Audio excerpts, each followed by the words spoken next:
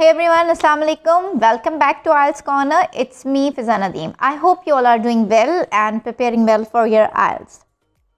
आज हम वापस आ गए आपके लिए टास्क 1 एकेडमिक्स पे अगेन आपको कुछ टिप्स देने के लिए because we discuss how to improve your lexical resources for task 1 because it's crucial, it carries 25% of marking criteria. अब आपको पता होना चाहिए कि राइटिंग के लिए आपके पास 4 क्राइटेरियाज हैं जिनकी वजह से और जिनकी बेसिस पे आपको स्कोरिंग की जाती है. We know that firstly we need to give a task response which is 25%. Then we have coherence, cohesion which carries 25%. We have lexical resources and grammatical range. So we have to actually work according to them.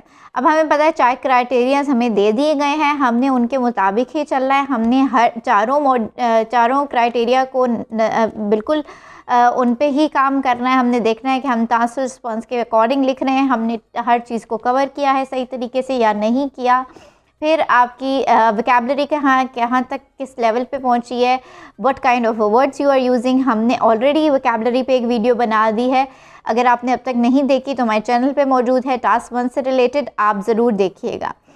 फिर आपके पास आ जाता है coherence, cohesion. आपको किस तरह कहाँ connectors use करने हैं, किस तरह से अपने लैंग्वेज को बेहतरीन तरीके से आपस में जोड़ के कनेक्ट करके कि आपका फ़्लो अच्छा बने, पढ़ने वाले को समझ आए आपकी हर बात क्लियरली, उसको सोच में ना पढ़ना पड़े कि what are you actually trying to say. आप कॉम्प्लेक्स स्ट्रक्चर ज़रूर इस्तेमाल करें लेकिन आपकी राइटिंग बहुत ही आसान हो समझने के लिए. कॉम्प्लेक्स स्ट्रक्चर का मतलब ये नहीं होता कि बातें समझना मुश्किल होती हैं, बल्कि कॉम्प्लेक्स स्ट्रक्चर में ये होता है कि लंबी चौड़ी बात मखसूस तरीके से, छोटे तरीके से और बहुत आसानी से समझा दी जाती है. Instead of writing a lengthy paragraphs, right concise. So what you actually need to do we have few tips to follow for writing your task 1 and that is really important to follow because I guess अगर आप सही tips follow करते हैं, सही tricks follow करते हैं तो कोई भी टास्क आपके लिए बहुत आसान हो सकता है. बिकॉज मेनली IELTS जो है सिर्फ आपका इंग्लिश लैंग्वेज टेस्टिंग सिस्टम नहीं है, उससे ज़्यादा मेन चीज़ ये भी है कि आपको समझ आना चाहिए कि किस फॉर्मेट को, किस पैटर्न को फॉलो किया जा रहा है और उसको किस तरीके से सुलझाना है आपने और किस तरीके से आपको उसको प्रैक्टिस करना चाहिए. अगर आप सही अप्रोच के साथ उसको प्रैक्टिस करेंगे you will eventually increase your bands. So here we are going to begin with few tips for task 1 and let's move forward towards it. पहली टिप हमारे पास ये है कि अगर आपको सिंगल ग्राफ दिया जाए तो आपने उसके बाद यूज़ करना है एस वर्ब में. Because if you all understand the basics of grammar you should know that एक सब्जेक्ट वर्ब एग्रीमेंट है जो कि होना चाहिए और अक्सर ग्रामेटिकल प्रॉब्लम्स ऐसी हो जाती हैं, पर वो सिर्फ इस केस में होना चाहिए. वर्ब के आगे एस तब लगना चाहिए जब आप सिंगल के कहते हैं ग्राफ को डील कर रहे हो. पर अगर आपको मल्टीपल ग्राफ्स आ जाएं तो आपको फिर एस लगाने की ज़रूरत नहीं है वर्ब के आगे. This is a first tip you need to follow. कुछ एग्जांपल्स हैं जो मैं आपको देती हूँ. For instance we have here like gives, data on, shows, presents etcetera. However अगर मल्टीपल ग्राफ आए what you need to do is to skip S after verb. Let's move forward towards our second tip. Second tip हमारे पास आपके लिए ये है कि अगर आपके पास मल्टीपल ग्राफ्स आ जाएं, आपने हर एक को डिफरेंट डेटा दिए गए, आपने आपको बताना है कि किस में क्या क्या इंफॉर्मेशन दी गई है. तो उसके लिए आप वाइल का इस्तेमाल कर सकते हैं टू शो अ कनेक्शन. एक एग्जांपल आपको देते चलते हैं ताकि आपको समझ आए कि हम बात क्या कर रहे हैं. For example, the given bar graph shows the amount spent on fast food items in 2009 in the UK, while the pie chart presents a comparison of people's ages who spent more on fast food.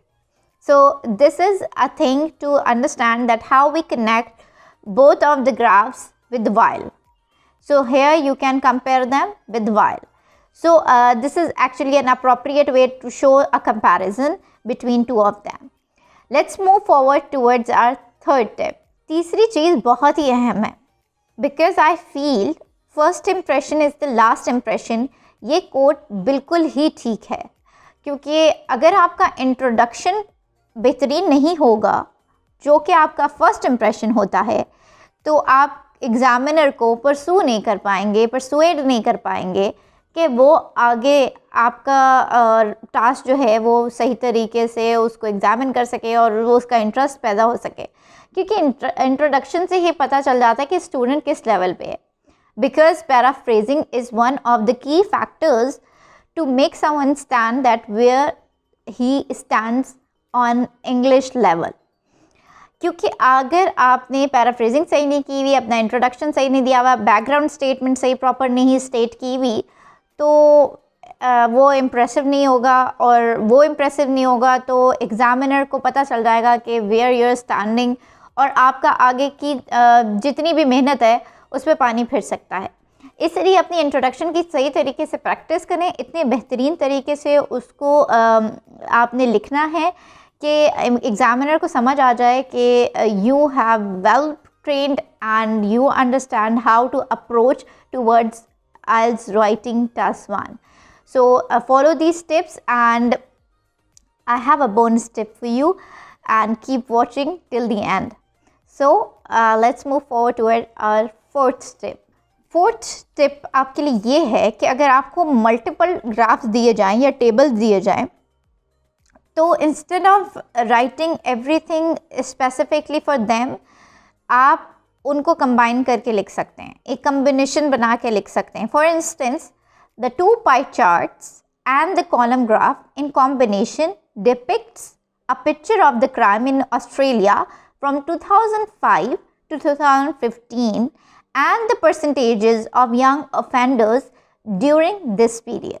So this is actually a right way to approach for multiple graphs. Do follow these tips in order to score well in task 1.